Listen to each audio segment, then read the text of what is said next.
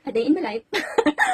As usa ka kasambahay. Naabot sa mo ko. Tara, kita magluto taron og dinner for kids. So, ang atong gamiton is simple lang kaini.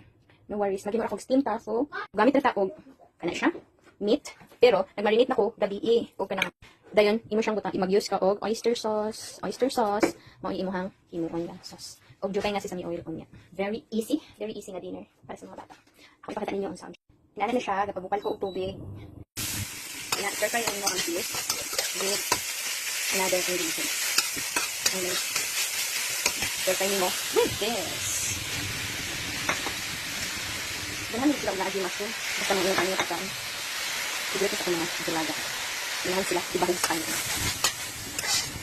Since ngayon, yung hora na siyang i-garnishan o kuan sesame seeds or minced spring onion. Dayon ako nang ipakita ninyo ang result sa steamed tofu with egg and